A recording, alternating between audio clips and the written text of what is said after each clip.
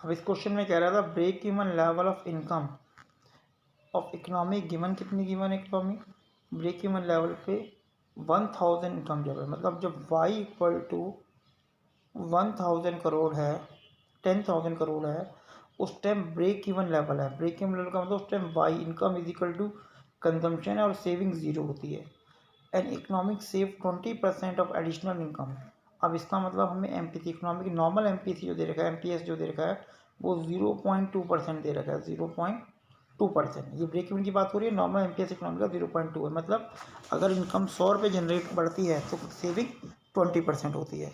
Correct calculate the ऑटोनोमियस consumption, मतलब हमें सी बार found करना है।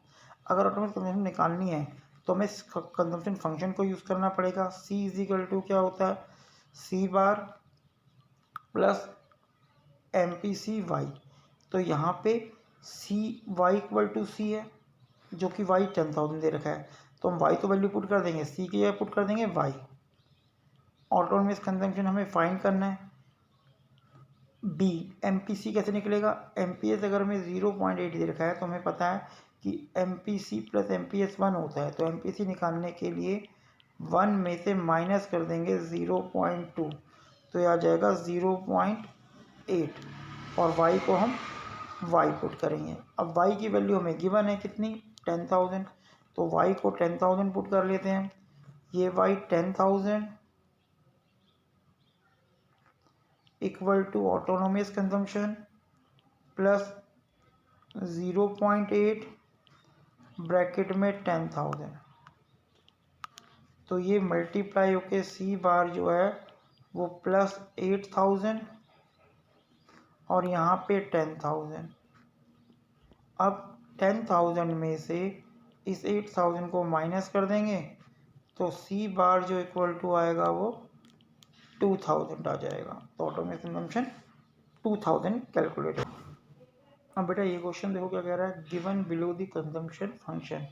आपको दे रखा है consumption C is equal to 100 plus 0.55 with the help of numerical example. कोई भी आपको वैल्यू नहीं, explain show in this economy income increase APC will decrease, कि भाई इनकम इंक्रीज करने पर एपीसी डिक्रीज कर रहा है, ये शो करना है। तो देखो हमने इनकम ले ली 100, 200, 300, 400, यहाँ कंजम्पशन फंक्शन लिया 100 प्लस 0.55।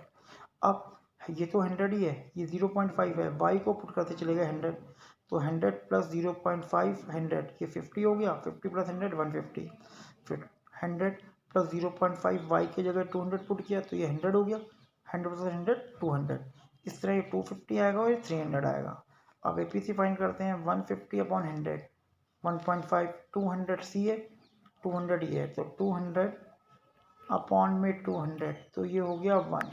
नेक्स्ट ये 250 और ये 300 है, तो 250 अपॉन डिवाइड बाई इनकम 300, तो ये आ गया 0.83।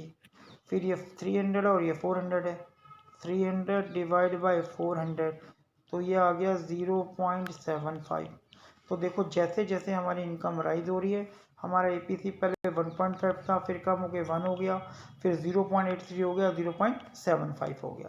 तो शो करता है कि जैसे जैसे इनकम राइज करती है हमारा एवरेज प्रोपेसिटी टू कंज्यूम कम होता चले जाता है। इसका रीज़न ये है कि इनकम बढ़ने के साथ हमारी जो बेसिक नीड है पूरी होती चली जाती है और हम इनकम बढ़ने पर सेविंग की ओर अट्रैक्ट होते हैं।